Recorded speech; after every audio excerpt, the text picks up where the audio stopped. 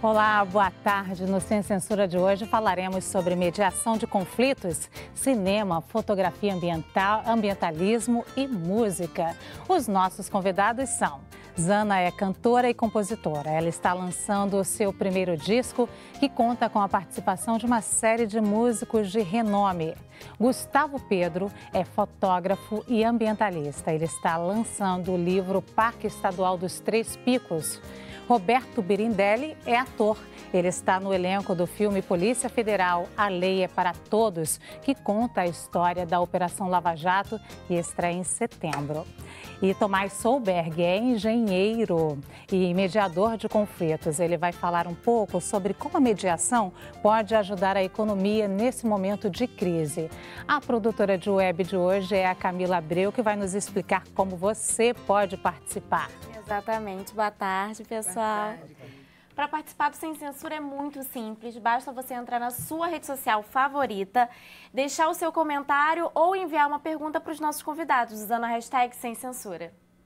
Obrigada, Camila. Você já pode participar. E eu queria explicar também, que desde ontem eu estou aqui com vocês, porque a nossa apresentadora, a Vera Barroso, está de férias, e a apresentadora que está substituindo, que é a Cátia Navarro, está na Flip. E nós temos para você um recado especial da Cátia Navarro. Vamos ver. Olá, Luciana. Eu estou na Flip 2017 em Paraty. Muita movimentação acontecendo por aqui, com autores, editores e público lotando a cidade. Com mesas literárias, eventos, falando principalmente do grande homenageado que é Lima Barreto. A TV Brasil preparou um programa especial sobre a Flip que vai ser exibido amanhã às 10h30 da noite. Aguardem! Muito legal. Segunda-feira, então, a Cátia está de volta. E eu queria fazer um convite a você e das redes sociais. Tem um ouvido apurado? Olha só, escuta essa voz agora que vai tocar, que vai abrir essa sexta-feira aqui pra gente com um alto astral. E depois você me diz se você lembra um pouquinho dessa voz. Vai, Zana, canta pra gente. Boa tarde, bem-vinda. Boa tarde, querida. Claro que canto. 1, 2, 3...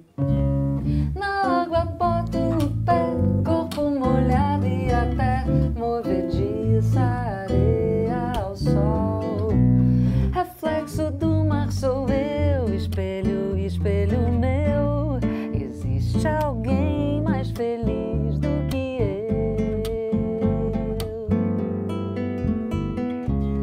E chove no meu papel, faz vir de novo a luz, faz chover, faz molhar céu azul.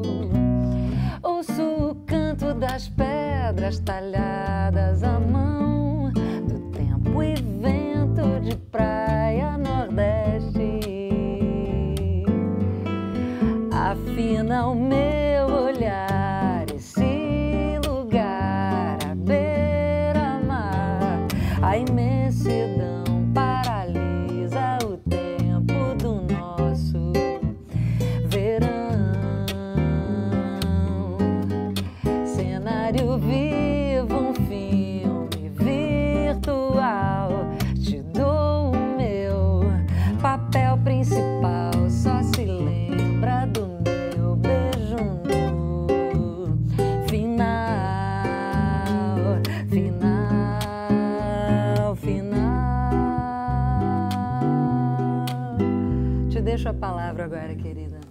Que falar agora, nessa sexta-feira, começando assim, né? Vamos tentar falar, então, olha só, tudo a ver. Economia? Não, nada a ver, mas a gente vai falar assim mesmo, né? Tomás, bem-vindo aqui a esse Sem Censura. O Tomás é engenheiro especialista em mediação de conflitos. E primeiro eu queria que você explicasse para o público o que é a mediação de conflitos. A mediação é uma técnica baseada em técnicas de comunicação e negociação, mas é para ajudar a resolver conflitos, né? Ou prevenir conflitos.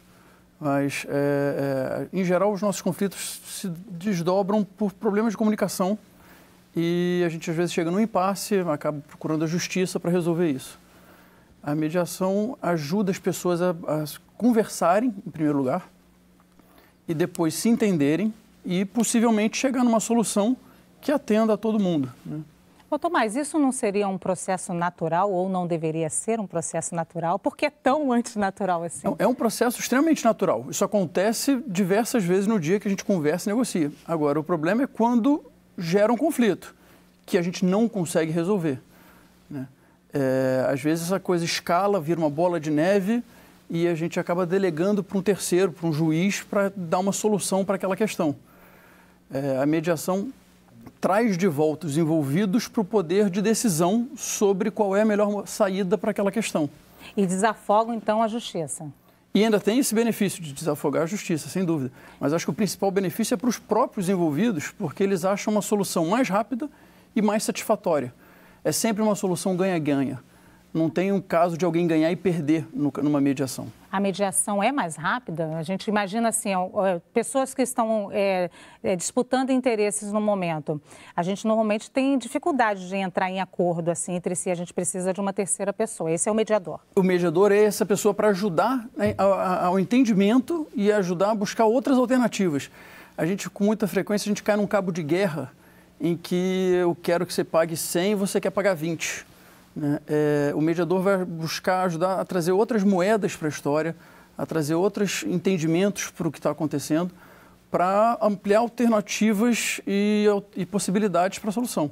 E onde que entra esse papel do mediador? Né? Família, por exemplo, negociações de família, negociações econômicas? Família, empresa, basicamente qualquer lugar onde os direitos são negociáveis, o mediador pode ajudar. Tem uma área que é melhor ou pior, uma área que é mais beneficiada com a mediação?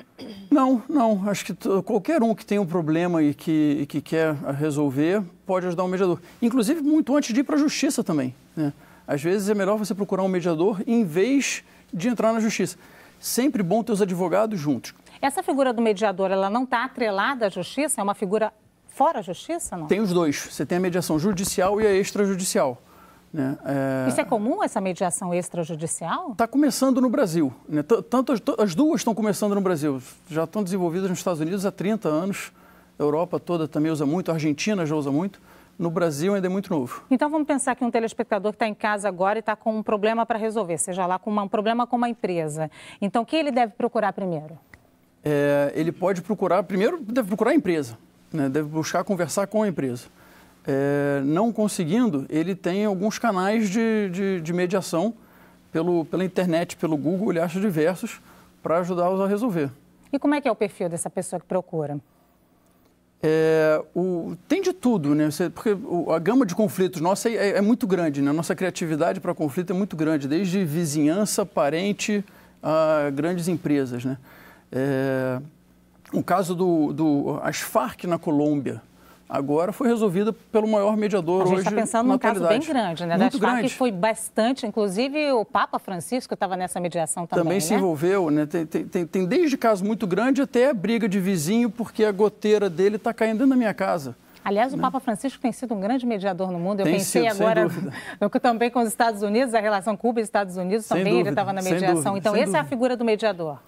Não me compare ao Papa Francisco, por favor. Por favor, né? A gente não quer se comparar ao Papa Francisco. Mas é a figura de um terceiro que vem buscar o diálogo, facilitar o diálogo e buscar o entendimento entre os envolvidos.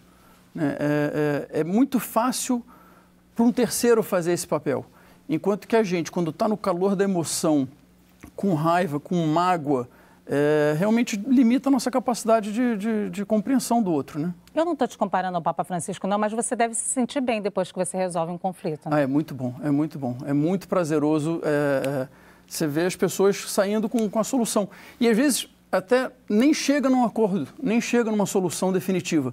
Mas as pessoas saindo dali, com um entendendo melhor o outro, já é uma experiência muito gratificante. Agora, nós falamos aqui no início desse programa que a mediação tinha muito a ver também nesse momento de crise econômica, seria ótimo. Por que é ótimo nesse momento de crise econômica? Tem uma coisa que as pessoas não se dão conta, é o quanto dinheiro tem em depósitos judiciais. Quando a gente entra no conflito e vai para a justiça, às vezes o juiz determina que você faça o depósito enquanto o processo está em julgamento. Eu tive um caso de 2 clientes, eu resolvi entre 2 empresas e a gente, em 3 reuniões, liberou R$2 milhões que estava em depósito judicial. Que deixa de estar na economia, está em depósito, não está circulando na economia. O Banco do Brasil, a Caixa Econômica, pode até estar emprestando de volta, mas não é o seu dinheiro, né? E eu fui atrás de quanto tem nessa situação. E Banco do Brasil e Caixa Econômica têm hoje 198 bilhões de reais em depósitos judiciais. Então, é muito dinheiro que está aguardando os juízes tomarem suas devidas decisões, né? Mas que as pessoas procurando um mediador, sentando e conversando, têm boa chance de resolver isso em questão de semanas, né? Em vez de resolver daqui a 5 anos, depois que a crise passou, que de repente a empresa faliu, você precisa do dinheiro agora, né? E quando a gente fala de bilhões de reais, a gente pode estar falando também de empresas que podem estar investindo, inclusive, claro, gerando emprego, gerando renda. Sem dúvida, então, no momento de crise, isso é fundamental. No momento de crise, é muito dinheiro que está disponível para as pessoas que têm situação de depósito judicial e que não conhecem a alternativa da mediação. Elas estão aguardando a decisão do juiz. Agora, Tomás, a gente vive um momento assim de bastante intolerância. Você concorda comigo? E a gente vive um momento, assim, no Brasil principalmente, um momento assim que a gente está muito polarizado, né? E as pessoas estão... Você vê uma dificuldade das pessoas de negociarem, de conversarem, de sentarem? Existe uma resistência ou isso está só no plano da mídia? Não, bom, eu só trabalho com as pessoas nessa situação, né? Eu digo que eu só trabalho a ajudar a resolver negociações impossíveis. Porque quando as pessoas acham que realmente é impossível resolver com aquela outra pessoa, é que eu posso ajudar, né? Então, a gente pega situações que realmente a situação está muito polarizada. Mas com a conversa, e geralmente ela foi polarizada um tempo atrás, né?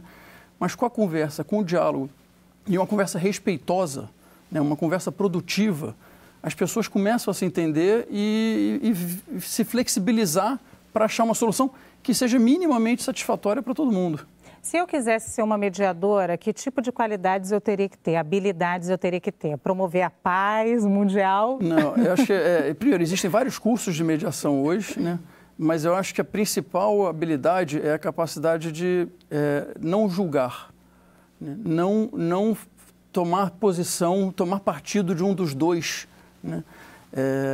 Isso junto com técnicas, e aí são técnicas mesmo, que você tem treinamento de comunicação e de negociação, né? Mas é muito promover a empatia, promover que um veja o lado do outro e que o outro veja o lado do um, para buscar uma solução. E mais, eu acho que tem um ponto que é fundamental, que é as pessoas pararem de olhar o passado e ajudá-los a olhar o futuro, né? Porque o conflito está no passado, agora a solução não. A solução está para frente, mas a gente invariavelmente fica discutindo que ele começou, foi ele que fez primeiro, foi ela que fez, a culpa é dele, né? Vamos olhar para frente, como é que a gente resolve, né? Nós falamos de muitas coisas até interessantes e bonitas aqui, mas eu fico imaginando que algum dia você voltou para casa muito triste, frustrado por alguma mediação que avançou e de repente, bum, foi por água abaixo. Sem dúvida.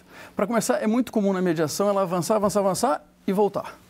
Avançar e voltar. Várias vezes no mesmo processo? Às vezes, muitas vezes, né? E isso a gente tem que estar com a casca grossa para aturar e saber driblar, né? Até porque muitas vezes só volta porque tem o mediador. Porque o mediador sabe o que fazer para retomar a disposição para conversar. Então, você que está aí em casa, que está com aquele problema, você que achou que estava sem solução, vai voltar de novo, vai voltar e uma hora vai ter solução. É isso, Tomás? Não é garantida a solução, mas se as pessoas têm disposição para conversar, enquanto estão na mesa conversando, tem esperança, né? O problema é quando a gente sai da mesa e fala, não quero mais conversar. Aí realmente não tem solução. Mas tudo tem solução, né? Tudo tem. Aqui a gente tem uma pessoa também hoje, o ator Roberto Birindelli, que está fazendo o filme Lava Jato. Da Polícia Federal. Da Polícia Federal, baseado na Lava Jato. E a gente estava falando ainda agora aqui desse Brasil polarizado e a gente, quando fala disso, a gente lembra da operação, lembra do que está acontecendo no Brasil e lembra que o Brasil está saindo também bastante melhor agora, depois de tudo isso, não é não, Birindelli? Como é que é o seu trabalho lá? Trabalho de ator. Eu pego um personagem, entender um personagem complexo como é o Youssef, que é um doleiro, um gênio, talvez do mal, mas um gênio, um cara muito interessante, ao mesmo tempo muito alegre, que levou alegria à prisão em Curitiba, inserido dentro de um processo que vem do Banestado ainda, Então, é um personagem, como qualquer, só que é diferente de vários outros que eu fiz, porque é um personagem vivo e conhecido. É diferente se eu faço Hamlet. Quem é Hamlet? Você viu ele na rua alguma vez? Não. É uma alegoria de um monte de coisa. Agora, o Youssef você viu. Com tornozeleiro, sem tornozeleiro, você viu. Então, isso é um desafio a mais. Claro, eu acho que quando a gente fala de Lava Jato, o que menos a gente pensa é o trabalho do ator, e sim o que é politicamente que isso representa. Primeiro, quando me convidaram para fazer o filme, eu fiquei muito pé atrás, porque o que é a Lava Jato? A gente não tem distância histórica para entender o que é o processo todo. Sabe, de muitas... Imagina fazer um filme dos 6 primeiros meses do governo Collor. O filme ia se chamar O Salvador da Pátria. E depois a gente viu no que deu.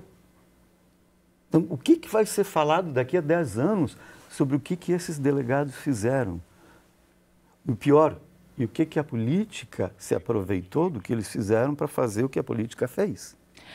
Ô Birindelli, a gente tem aqui uma reportagem, aqui umas imagens do filme, da gravação. Eu queria exibir para a gente continuar essa conversa. Bora. Vamos ver? Propina, formação de quadrilha, evasão de divisas. Pra quem achou que não ia dar em nada... Que nome eu boto? O cara lava dinheiro, tem posto de gasolina.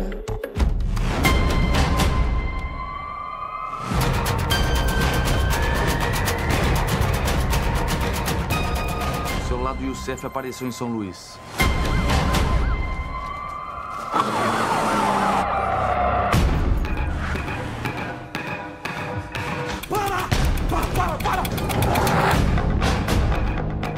Paulo Roberto Costa. O cara foi diretor da Petrobras e hoje tem uma consultoria.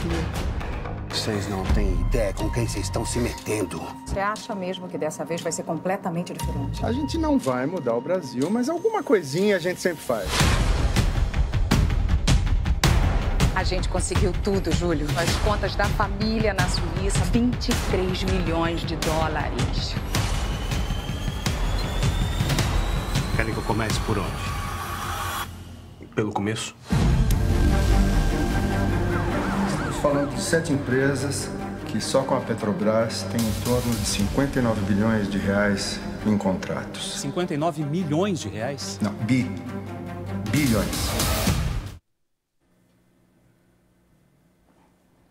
Birindelli, eu queria que você falasse um pouquinho mais do filme, claro, Polícia Federal Lei para Todos, mas queria que você falasse um pouquinho dessa personalidade que você começou a dizer do Youssef.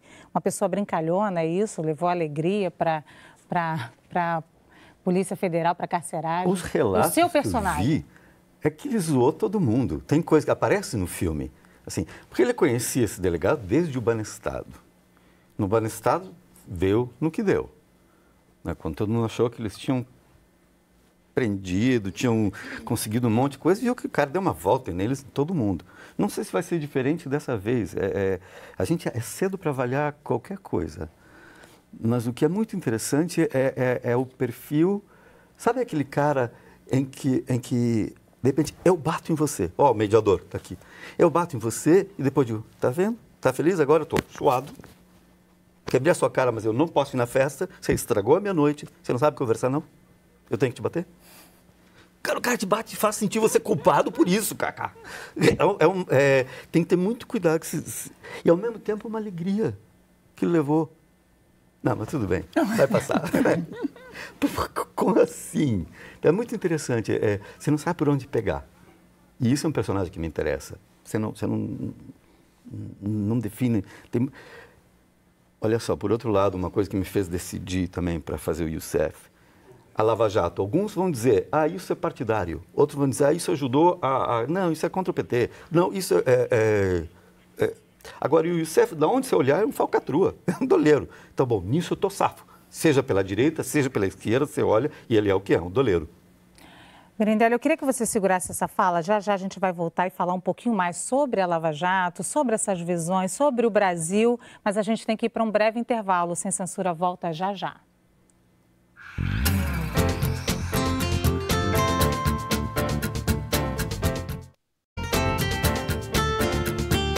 Hoje o Sem Censura fala sobre fotografia ambiental, mediação de conflitos, música e cinema brasileiro. Mas antes, a Camila Abreu tem algum comentário aí pra gente, Camila? Tenho sim. Separei aqui duas perguntas, as duas para o Tomás.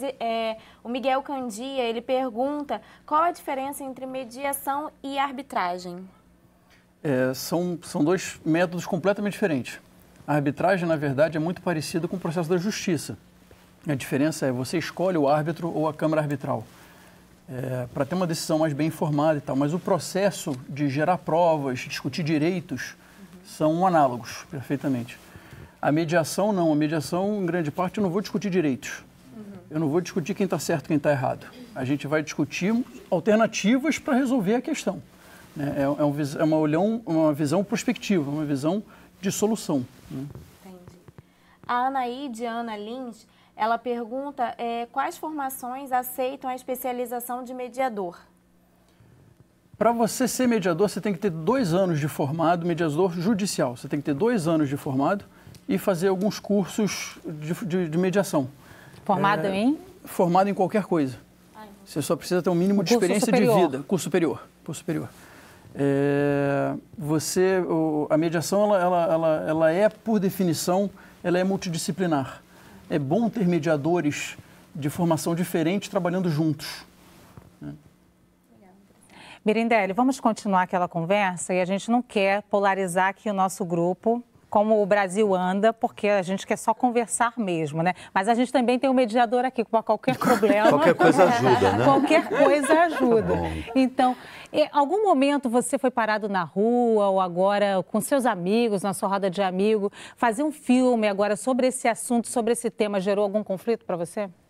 Sim, claro, porque no país, cara, como a gente é dirigido... Eu cheguei no Brasil em 78. Eu tenho que fazer uma parte, porque é bem importante isso. Eu não falava uma palavra de português. Então, na primeira prova na escola, eu estava muito nervoso. Falei para a mãe, tá difícil. Eu tinha 15 anos, tá difícil. Vou lá, vou ver o que dá para fazer. E eu voltei da prova rindo. Eu disse, cara, eu nunca vi disso. Eles fazem a pergunta e te dão uma resposta. Tinha 5 opções e tinha que marcar. Eu nunca tinha visto uma prova de cruzinhas. Aí ela disse, sim, o sistema americano. Tá. Eu disse, sim, eles falam que ajuda a corrigir. Ela disse, não, ajuda a controlar. Isso é uma ferramenta de controle. Eles te ensinam desde pequeno em que você acha que é livre para escolher entre as opções que eles te dão. E se a sua ideia não cabe em A, B, C, D e E, se rala. Isso é um instrumento de domínio. Essa polarização eu não vejo como algo diferente. Eu não estou dizendo, o PT me representa, mas eu não estou dizendo que é inocente o que é culpado. O que eu estou dizendo é que imagina se esse movimento da rua, isso está no filme, se ele diz, a gente está indo atrás da corrupção. A corrupção é que nem o beisebol, né? Você tem o pitcher e o catcher, existe um e o outro. Então você prende o cara da empreiteira que pagou por fora, mas o outro que tem um cargo público tem foro privilegiado. É intocável. Então você prende um, o outro vai para o TSE, o Temer vai comprar, quem vai julgar ele está safo. Em que momento você está dizendo que isso é um instrumento de uso? Quantos foram atrás do Collor e dizendo, é o salvador da pátria, depois o impeachment, depois era um cara pintada, depois encheram a Paulista, depois se viram que todos foram feitos de bobo. Isso é manipulação. Daqui a pouco você para e diz, não, peraí, o que é isso? Ou por que esse país não para dizer, enquanto tiver fórum privilegiado, isso aqui não vai andar para frente. Fórum privilegiado criou uma casta de políticos acima da lei. Enquanto estiver dividindo um partido contra o outro, essa casta está tranquila. Então, para tudo, em vez de brigar um com o outro, em vez de dizer, o que a gente precisa aqui? Ou seja, a mediação, a conversa é o que a gente precisa a todo momento, a gente volta no mesmo assunto. Se não ficar dividir para conquistar, não sou eu que estou inventando isso, isso já existiu. Então, enquanto a gente for dividir brigando um com o outro, alguém vai manipular a gente. Agora, Birindelli, todo ator faz aquela imersão, né, para a gente, para o personagem. Como é que foi a sua para fazer o Youssef? Eu assisti Bom, a equipe do filme foi para Curitiba, foi na polícia, foi na prisão da polícia, foi ver a cadeia, como é que funciona, como é que é o espaço. Eu conversei com os delegados para entender o que... Nossa, os delegados foram muito generosos, porque eu fiz perguntas assim, por exemplo, o que você admira no Youssef? Como admirar? Pô, você está com esse cara há 3 anos. Uma das coisas é a alegria. A alegria dele. Outra coisa eu não sei se ele tem uma certeza, eu acho que ele só perde o controle num momento e para essa alegria quando ele vê o Odebrecht preso. Agora eu imagino que quem está em casa agora, ouvindo, esse daí deve estar se imaginando, como assim ele está falando dessa pessoa com alegria, porque a gente tem uma tendência de roubou o Brasil, tem que demonizar, né? Então como é que é para você isso, lidar com isso? São aspectos de... Primeiro, você falou do mediador, o ator é muito semelhante nisso. A gente só age quando tem conflitos. É igual. Se não tem conflito, não tem dramaturgia. Então, a gente age nos conflitos. A gente age em como a gente se ferrou, como a gente perdeu oportunidades, como a gente conseguiu nos conflitos. A outra, quando eu pego um personagem para fazer, a primeira coisa que eu tenho que fazer é não julgar. Por exemplo, eu fiz um filme na Argentina, Dolores, em que eu fazia um filho de alemães nazista. É óbvio que eu não concordo com nada. Mas então como é que você monta um personagem que é um nazista? Agora, isso não faz de mim um nazista. Assim como se eu falo um texto que é machista, eu estou levantando a bandeira, isso aqui é machista, gente. Isso não faz de mim. Então eu tenho que estar sempre afastado. Me emprestar minha fisicalidade à lógica desse personagem. Porque se eu julgar, eu estou impondo a minha lógica. Roberto, de 50 e poucos anos. Esse distanciamento que a gente tem que ter na mediação também. Né? E como é que você faz agora, como é que você acha que vai ser a recepção do filme no Brasil? Vamos falar realisticamente. Realisticamente, acho que vai ter 2 passeatas, como teve em todo esse movimento. Uma contra e uma a favor. Eu acho que sim. Eu, pessoalmente, bom, não sei se interessa aqui a minha visão política, mas eu acho que daqui a 10 anos a gente vai ter tanta surpresa do que realmente era a Lava Jato. Assim como a gente teve com Collor, assim, eu acho que tem muita coisa que vai ser desvendada ainda, que a gente não está nem tendo noção. Vai ser positivo ou vai ser negativo? As duas. Polarizadas? É muito difícil a gente acompanhar a história. Quem estudou história, né, quem fez história, sabe disso. É muito difícil a gente acompanhar e julgar a história participando dela. A gente não consegue. Não tem distância. Não tem... de novo...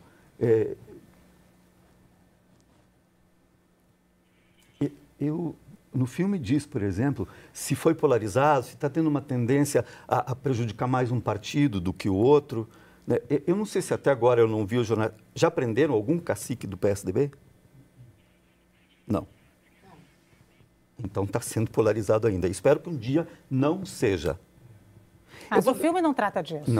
Não. Mas tem sim, tem em alguns aspectos sim.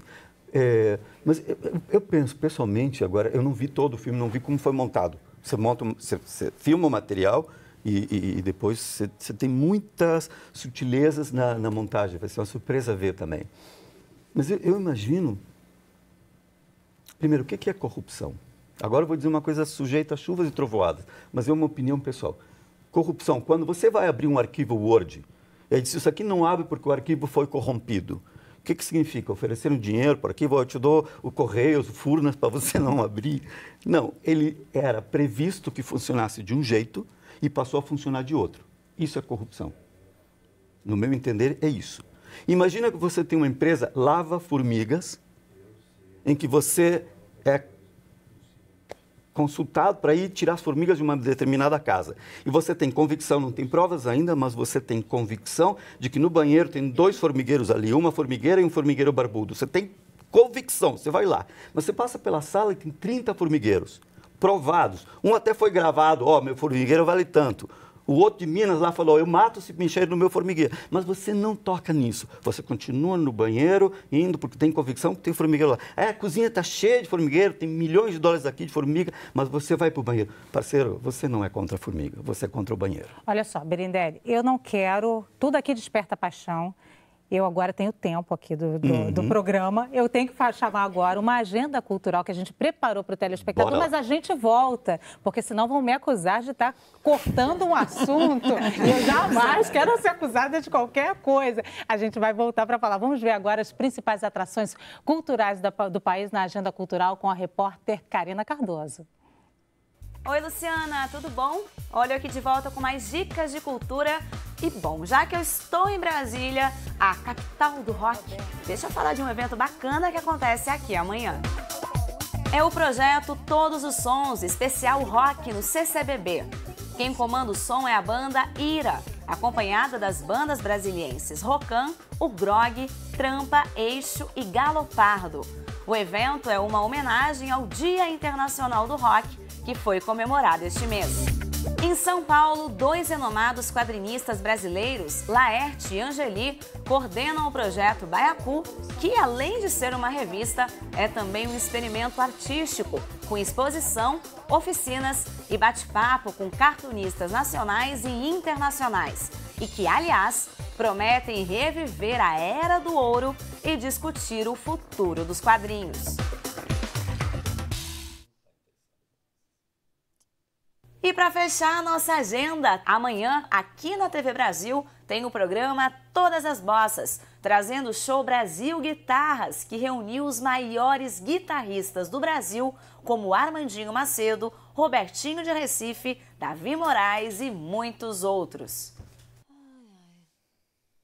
Tá aí, essas foram as dicas de cultura. Semana que vem eu tô de volta aqui no Sem Censura. Uma boa semana para todo mundo. É com você, Luciana. Obrigada, Karina. E agora a última dica, né, Birindelli? Quando é que estreia o filme? 7 de setembro, não tem data melhor para isso, pô. Claro que é 7 de setembro. Tem que lembrar o que é o 7 de setembro. Vai ter uma pré em Curitiba, porque a coisa começou lá. Vai ter Curitiba, Florianópolis, Porto Alegre, São Paulo e Rio, umas prés. E depois, para público, vai ser 7 de setembro. Legal. Olha só, eu hoje estava também folheando um livro maravilhoso, né, do Gustavo Pedro, que está aqui, fotógrafo ambientalista. E em vários momentos desse país, quando a gente teve toda essa confusão, a gente tinha vontade de subir a serra e ficar bem assim, meditando, não é não, Gustavo? E eu me senti hoje, quando lendo o seu livro, eu falei, meu Deus, esse livro é maravilhoso, esse lugar é maravilhoso. Fala um pouquinho da sua obra. O livro não é muito diferente do que a gente já vem conversando, ele é um pouco da história também do Brasil, né? A gente está tratando do maior parque, a maior unidade de conservação do estado do Rio de Janeiro, com 65 mil hectares, 5 municípios, e no bioma mais ameaçado do planeta, que é a Mata Atlântica. Então, é incrível a gente, diante de todas essas circunstâncias, de toda a história, a gente ainda continua a ver o desmonte da Mata Atlântica, a gente continua vendo perda, a gente continua vendo conflito. Então, a gente, no próprio livro, tem um capítulo chamado Equilíbrio. E a foto do capítulo, elas exatamente são 2 aves da mesma espécie, 2 machos disputando território no ar, brigando. Que é o meu sentimento de equilíbrio. O equilíbrio é uma linha muito tênue, a gente não tem equilíbrio nunca, a gente está sempre lutando por forças para tentar, por alguns segundos, manter um ambiente de paz. A gente está sempre em guerra, né? A gente está sempre, de certa forma, quando a gente fala de alguém perdendo, o outro está ganhando. E na natureza não é diferente, isso faz parte da regra natural. E foi muito isso que eu vivi na produção desse livro. Ô, Gustavo, eu vou pegar o livro aqui, enquanto a gente vai conversando, eu vou tentando abrir umas páginas aqui para o nosso câmera aí, mostrando um pouquinho das fotos que são maravilhosas. Mas no início do livro você já fala assim, o livro a fotografia é uma poesia. E isso me marcou muito, porque a sua fotografia tem poesia nela, realmente. Como é que foi esse trabalho? É um trabalho conjunto, com várias pessoas? Eu acho que eu eu vejo o trabalho de outros artistas de tentar se distanciar um pouco, mas eu não tenho, eu acho que a fotografia talvez seja a forma de arte que é muito difícil, por mais que você tente manter a impessoalidade, você só enquadra os elementos que você acha que é importante para você na cena. Então, a fotografia acaba sendo um reflexo do próprio autor dela, né? As pessoas, às vezes, falam, a fotografia de natureza é um documento. Eu muitas vezes vou levar uma foto minha para uma universidade, ele vai dizer para mim, olha, aquele aspecto científico do animal você não retratou, então essa foto não serve para mim. Então, na verdade, não tem imparcialidade. Eu acabo fotografando o que eu acho que é importante e o que eu acho que deva ser mostrado. Por mais que a gente queira dar um panorama geral, que esse foi um projeto conceitual do fotógrafo, eu não fui convidado por uma editora para fazer o livro, eu apresentei o projeto desde o início, e ele é um pouco do reflexo da forma que eu vejo a natureza, do meu envolvimento com a Mata Atlântica, do meu envolvimento com os temas que estão retratados, e aí a gente não consegue fugir um pouco dessa forma de ver esse ambiente, que é um ambiente que eu cresci tendo a Serra dos Órgãos como panorama de fundo, cenário do Rio de Janeiro, né? A gente tem a Serra dos Órgãos e a gente fala do Parque Nacional da Serra dos Órgãos, e quando eu falo dos Três Picos, que é a maior porção da Serra dos Órgãos, ele se perde para a maioria dos habitantes do Rio. Então, o conceito do livro, quando a gente chamou vários autores que não necessariamente são da área ambiental ou são biólogos, a gente chamou tanto técnico de futebol quanto mestres cervejeiros, é porque quando eu conversava com meus amigos, eles diziam assim, o que você vai fazer lá, cara? Você vai para o mato, mosquito, carrapato, dormir num saco de dormir, porque a gente muitas vezes não levava barraca por causa do peso e não tinha perigo em relação a isso, era super confortável às noites, por conta de um planejamento. A gente, quando eu via esse questionamento das pessoas em relação ao meu trabalho, eu dizia, vem cá, você gosta de cerveja? Aí ele dizia, cerveja eu gosto. Eu falo, poxa, as melhores cervejas estão sendo produzidas com a água que está nascendo no Parque dos Três Picos.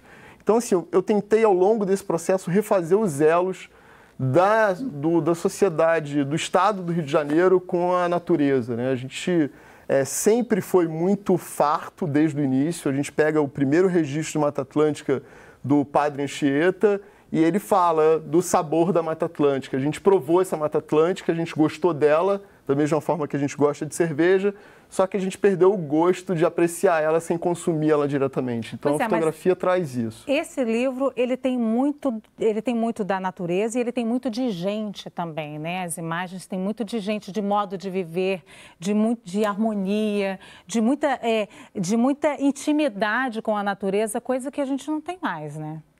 Isso é um pouco da influência de um dos mestres da fotografia que eu tive a oportunidade de trabalhar, que é o Walter Firmo. Muita gente perguntava assim, mas o Walter Firmo faz folclore. Não, o Walter Firmo faz muita natureza humana, e a gente esquece que o ser humano faz parte da natureza. E aí, nesse aspecto, quando a gente está falando de um parque que só 3% é regularizado, ou seja, todo o restante da área são áreas particulares, você percebe que essa natureza humana que preservou o parque, ou seja, são esses proprietários que têm amor àquela serra. Não foi só quem quis explorar e quem foi retirar a madeira, a água de uso indireto. Então, quando eu cheguei lá e eu vi que a gente, às vezes aqui no Rio, a gente consome toda a hortaliça que vem do cinturão do parque, e muita gente se diz que tem uma vida saudável porque come o alface do parque, não tem conta da quantidade de agrotóxico que está sendo gerado, que está poluindo os nossos nascentes que saem de águas límpidas minerais. E aí a gente começa a se envolver com as pessoas locais e ver que tem várias pessoas morrendo com câncer por conta desse envolvimento e esse uso indiscriminado do agrotóxico. A gente não tem como deixar de falar do lado humano. O meu compromisso como fotógrafo é de não só documentar a natureza, mas documentar essa relação da natureza com o ser humano. A gente está perdendo, quando a gente perde uma... Eu fui fotografar algumas pessoas que eram personagens para o livro, que são pessoas que toda a comunidade reconhece. Muitas vezes eu era levado lá e eles diziam, olha, ele já não pega o acordeon há mais de 6 meses por conta de uso de agrotóxicos, aquilo vai ficando cumulativo, ele começa a ficar com dores na articulação e aí entra em depressão. E eu falo, cara, como uma pessoa que produz a música tradicional da região não consegue mais trazer a música e a alegria da música para o dia a dia. Então eu tive que tratar desses temas todos. Gustavo, a gente vai voltar falando dessa nossa humanidade depois do intervalo, porque a gente tem que ir agora para um breve intervalo e o Sem Censura volta já já.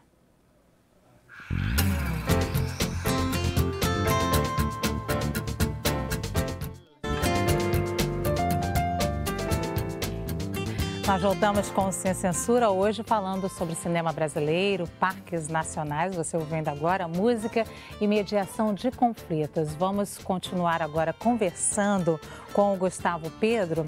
Gustavo, você estava falando agora dessa intimidade com a natureza.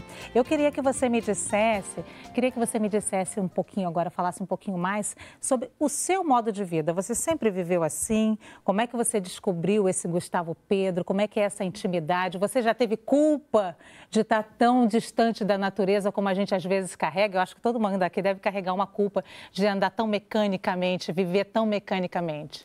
Eu tive o privilégio de quando eu nasci, eu vivia no subúrbio do Rio de Janeiro, que ainda era praticamente zona rural.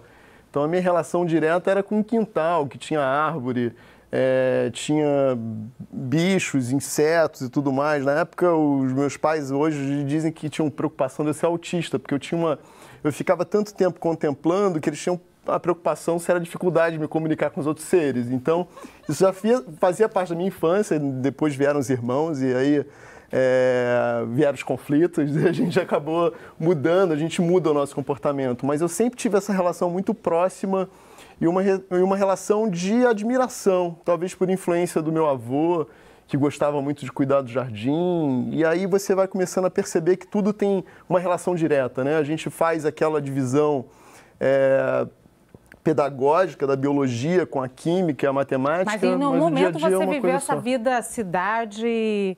Eu sou completamente urbano, né? Eu não consigo viver sem a cultura, sem um teatro, um cinema, mas eu acho que é da natureza humana essa proximidade da floresta. Eu acho que esse afastamento ele aconteceu em muito pouco tempo, né, na sociedade moderna e industrial.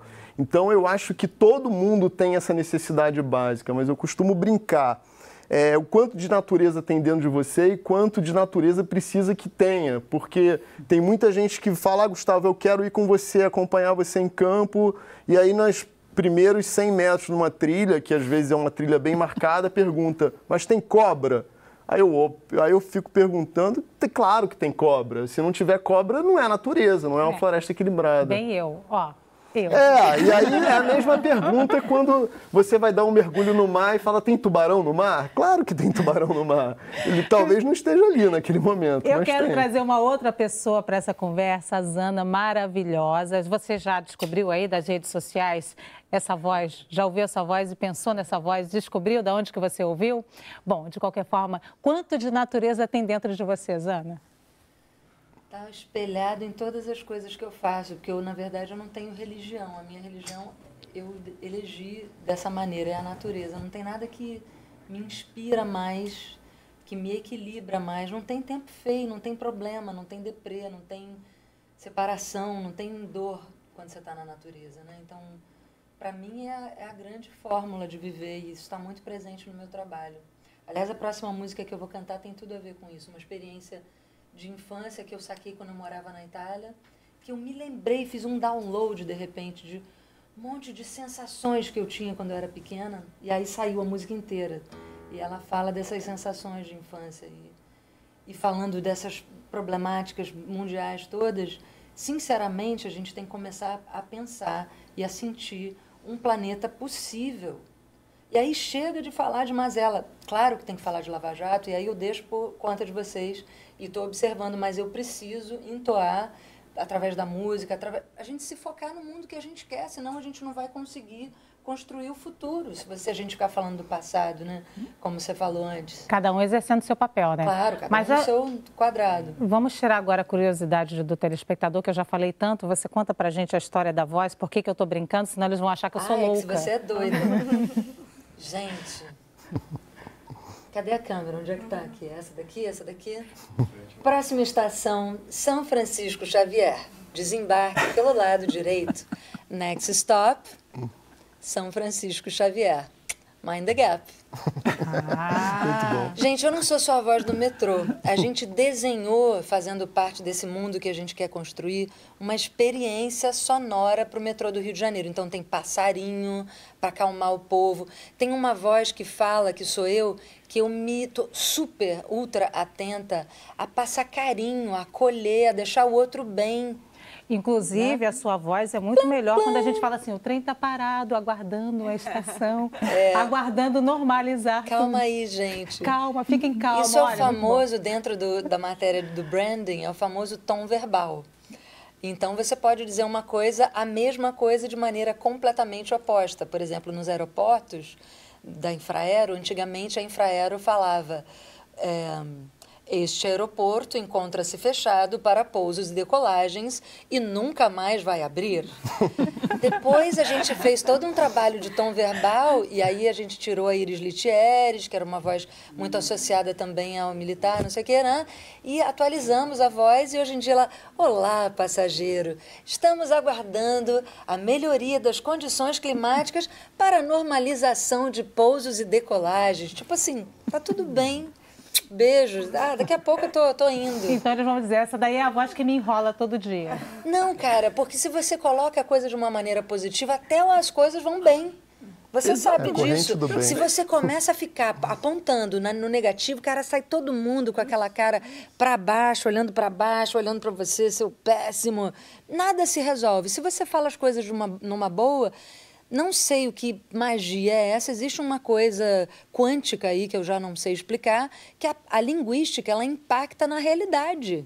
A gente fala em mediação muito quando você fala, tem o conteúdo e a forma. É isso. O que você está falando é da forma. Tem uma coisa em comunicação você fala, que é muda muito completamente maneiro, como o outro escuta. que você tem o conteúdo que é responsável por 7% do que o outro entende. Tem a sonoridade, que é 35%. O jeito que você fala assim, horrorosa, então, bonita.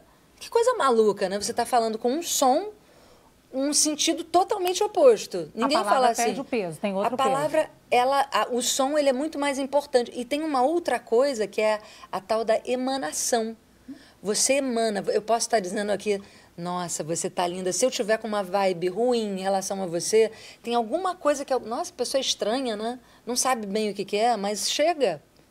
E essa emanação, ela é responsável por mais de 50, sei lá, 40 e tantos por cento. 80%. É muita coisa. Então, comunicação é isso. Por isso que eu digo, música e as outras artes, que seja, e o que a gente diz o tempo inteiro, a gente precisa prestar atenção nisso, gente, o tempo inteiro.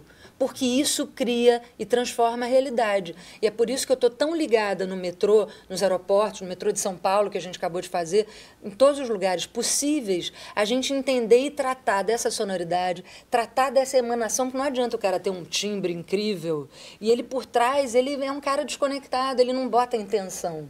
Agora, eu ouvi hoje o seu CD, algumas vezes, inclusive, e eu percebi que a gente sai muito melhor. Muito querendo estar feliz, querendo ser sexta-feira. E graças a Deus. Olha aqui muito já. Querendo ser sexta-feira, entendeu? Amiga, e que tem qual é o segredo desse trabalho? Eu estou há 20 anos em imersão num conteúdo que deixe o outro melhor. Toda a construção da minha obra, que são mais de 300 músicas aí compostas, além dessa brincadeira toda de mexer na sonoridade dos ambientes, eu o tempo inteiro estive entendendo e prestando atenção como essa música e essa sonoridade deixa o outro. Porque eu acho uma sacanagem você deixar o outro mal. Você não pode, eu acredito, eu como artista, não tenho nenhum interesse e desejo de contar e ficar arrastando as minhas mazelas na minha música. Eu só vou para terapia, me tranco num quarto escuro até eu ficar boa, sociável, possível, aí eu vou para a rua. Falei, bom, hoje eu tô possível, aí eu me relaciono, senão, cara, eu me tranco dentro de casa, tomo meu vinhozinho, choro o que eu tenho que chorar, até faço música de drama, mas eu não vou levar isso para o mundo, porque eu acredito que isso é se preocupar com o outro. Então, eu procuro trabalhar, quando eu vou dividir minha música, e esse disco que ficou 20 anos em imersão, que eu fiz boa parte dele quando eu morava no mato, na Itália, quando eu plantava a minha própria comida e eu saía louca para fazer turnê lá de Tóquio a Nova York, estava na Vogue, estava uma música bombada na Europa nos anos 90. Resolvi voltar para o Brasil porque entendi que eu ainda não estava pronta, Rosana, eu queria então que você apresentasse seu parceiro e fizesse essa conexão com a gente aqui também, trouxesse um pouquinho de música pra gente. Tá. Emerson Mardini,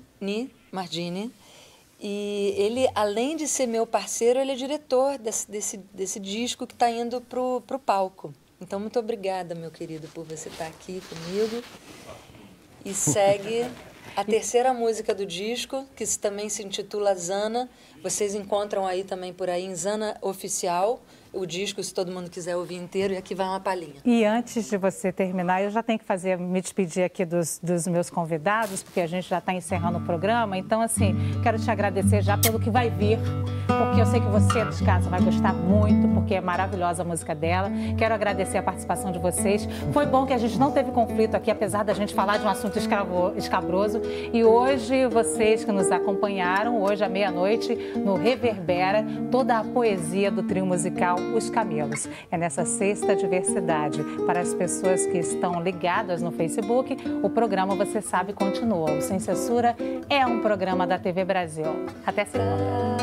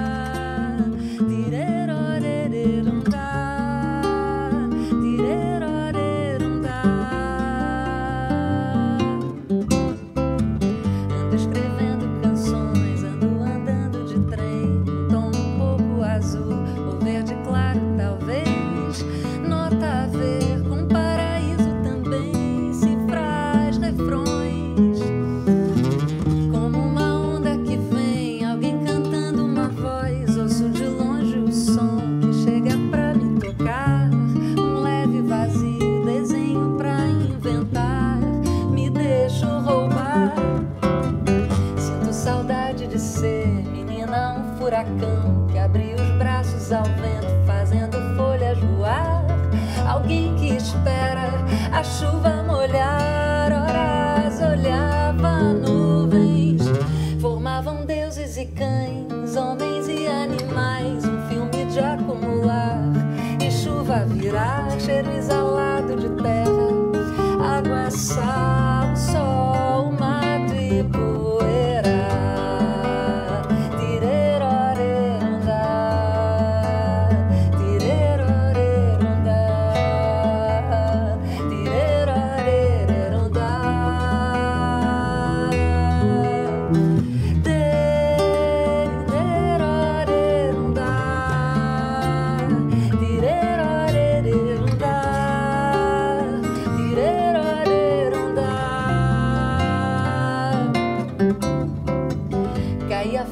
Do céu, criava poças e rios entre a calçada e a rua. Torrente levava meu barco branco, naufrágio de papel solto rolava em pedra.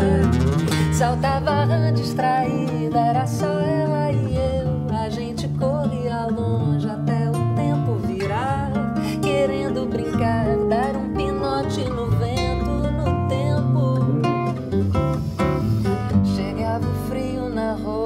Molhado vestido, no fim da festa voltava sonhada, de pingos pesados, de novo via a janela e nela nuvens tontas, um filme de dispersar. O céu se abria, perto e profundo, azul imortal. Sinto saudade de ser menina acordada, esquecida no vão das coisas. Canta comigo.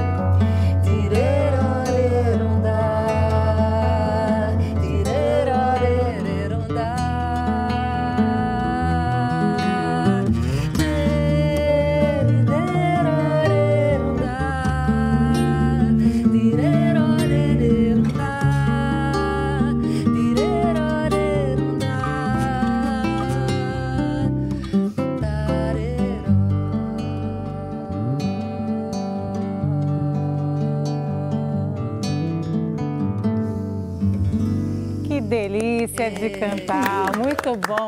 E nós voltamos agora só para o Facebook. Camila, a gente tem alguma participação? Temos. O Gustavo Saforte comentou: Zana é maravilhosa. Beijo, meu amor. Obrigada pelo carinho. O Miguel Candi, ele comentou: quem é bom faz ao vivo. Uhul! A Bárbara Santos Cruz, ela comentou: excelente explanação e metáfora do Roberto Birindelli. E o Roberto Souza Sônia, ele comentou: assim como Tropa de Elite mostrou o lado corrupto do sistema, este reforça a importância da Lava Jato no combate da corrupção. A Ana Carosa, ela fez uma pergunta: o serviço de mediador extrajudicial pode ser gratuito? Pode ser gratuito, pode. Você pode ter o mediador, por exemplo, nas defensorias públicas. Você tem mediação. Se defensoria pública é considerado judicial ou não, a gente pode discutir. Mas existem alternativas, sem dúvida. Mas o mediador é uma profissão e a pessoa, quando se forma mediador, ela trabalha, né, como mediador. Ela ganha dinheiro com isso também. Ganha dinheiro fazendo algo muito bom. Tem pouca gente no Brasil ainda, como é muito novo, tem pouca gente 100% dedicada à mediação no Brasil. A maioria das pessoas continua tendo uma profissão, sejam advogados que fazem mediação ou psicólogas que fazem mediação. O mercado ainda não está tão desenvolvido assim. Mas ganha dinheiro? Ganha. Ganha dinheiro. Eu não estou perguntando seu salário, não. Não, longe de mim, Tomás. Só queria saber se a pessoa ganha dinheiro com isso. Ganha-se dinheiro com isso, ganha-se. Então. Zana, eu queria que você falasse um pouquinho mais. A gente cantou bastante e tal, mas eu queria que você falasse um pouquinho desse trabalho que ficou faltando. Quanto tempo você está só nesse CD, nesse seu primeiro trabalho? Quanto tempo se preparando? E como é que foi essa virada para a música? Pois é, porque na verdade eu nunca me desconectei dela. Eu virei empresária, mas ao mesmo tempo isso ficava pulsando dentro de mim e eu sabia que ia chegar a hora de botar isso na rua. E aí, quando eu fiquei pronta, eu cheguei para o Carlão, que é o dono da Vison, que é um grande parceiro e amigo. Carlão, agora chegou a hora. Com quem que eu vou fazer? Lisana, só tem um cara que pode te produzir. Eu falei, mas por que isso tudo? Porque você é muito forte. Tem que ser um cara mais forte.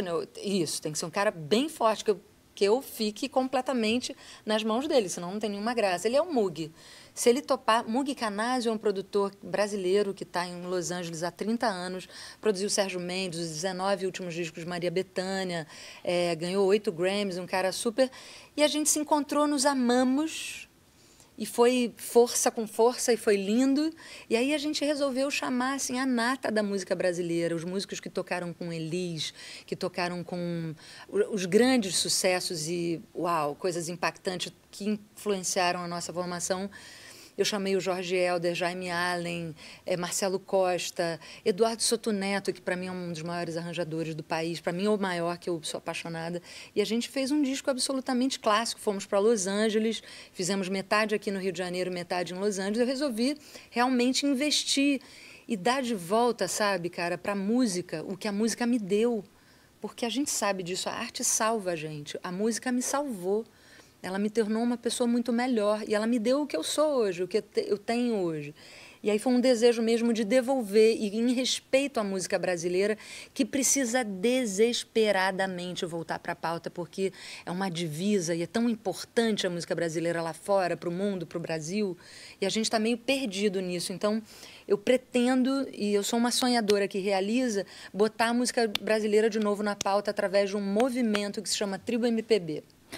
Ontem a gente teve aqui a participação do Rodrigo Chá, que você conhece, lógico, meu né? querido, que está na nossa banda. Exatamente. Ele ontem estava falando sobre um trabalho que é meio mistura de Gustavo Pedro com você, né? Que é um trabalho dele, porque ele está musicalizando, a gente pode dizer assim? Fotografias, acho que sim, né? Isso, claro. Fotografias, né? E aí a gente falava exatamente sobre isso, Gustavo, sobre essa perda de sensibilidade nossa, né, de como a gente sai perdendo a todo momento a sensibilidade de ouvir, do sentir, dos sentidos, de todos os sentidos, né, na lida do dia a dia, na lida com a natureza, né? E o seu trabalho é um trabalho de muita sensibilidade, o seu também, né, Gustavo?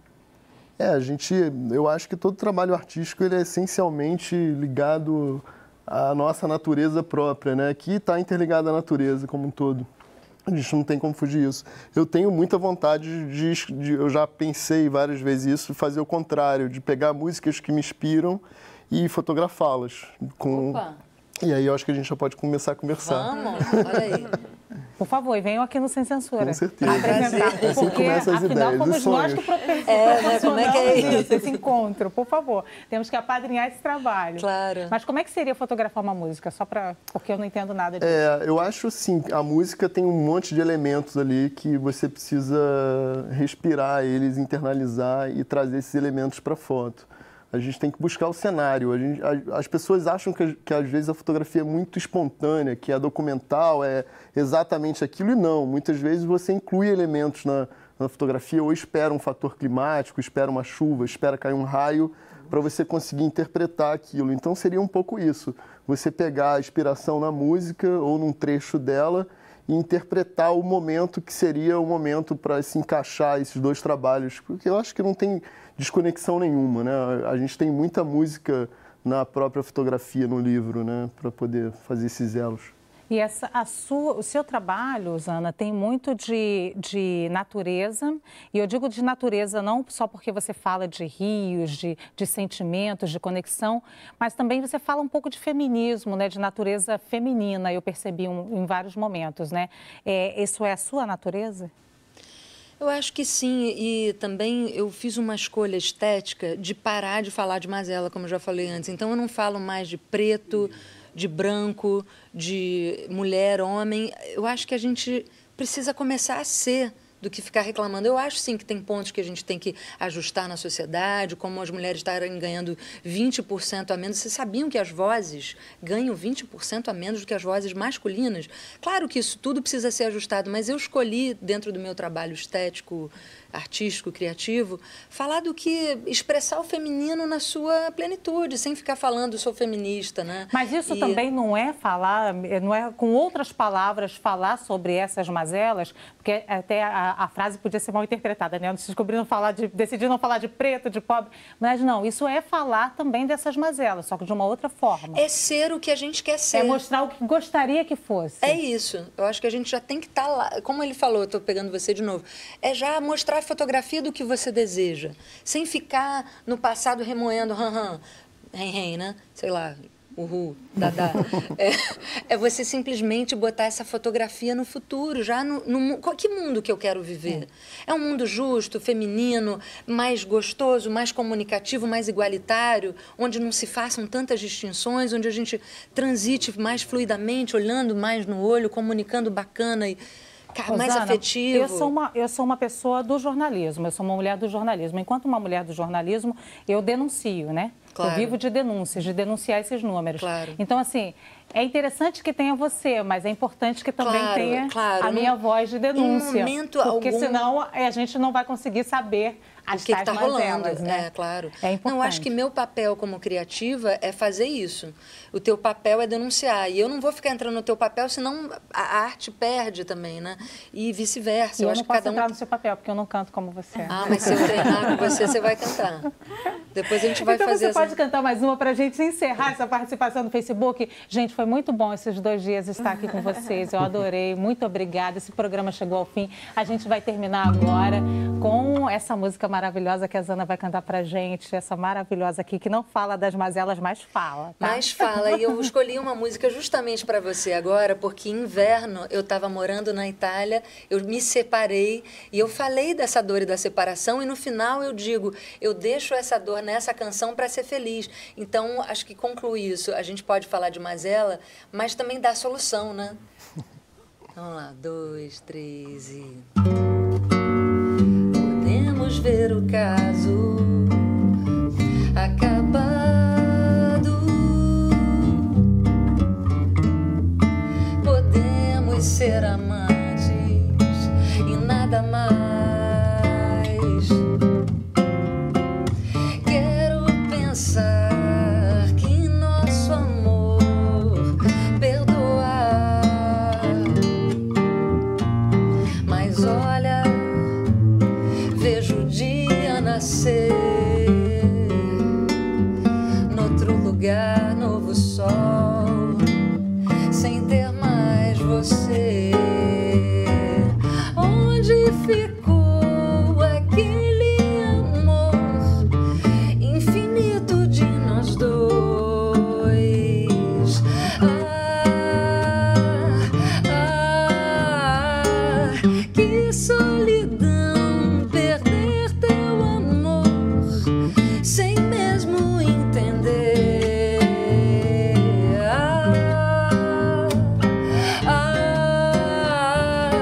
eu deixo em tuas mãos.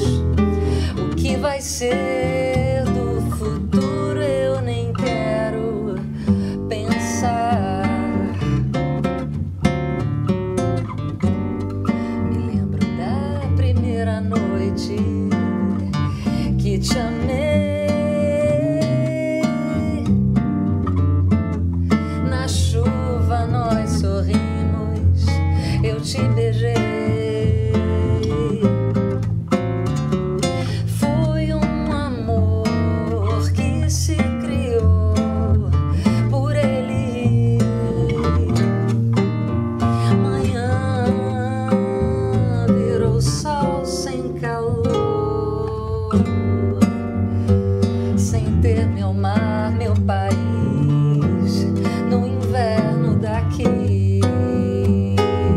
Onde ficou aquele amor infinito de nós dois?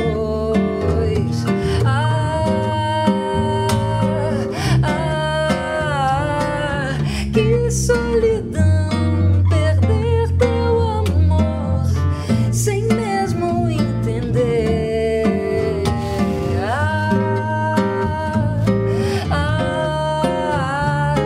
Eu deixo essa dor nessa canção pra ser feliz.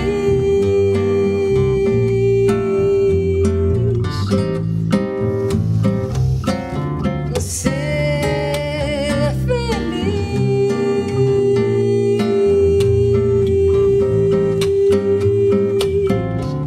Ser feliz.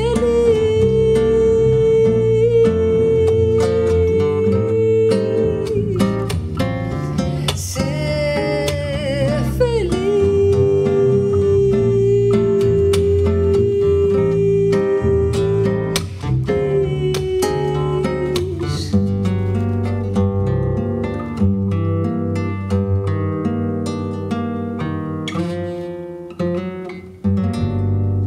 Sexta-feira. Ser feliz é a nossa vocação. É. E para sexta-feira, para quem se separou, não se separou, tá aí a dica. Fica a dica. Até segunda, gente. Muito obrigada. Foi bom demais ficar com vocês. Obrigada a Tchau. você, querida. Amei.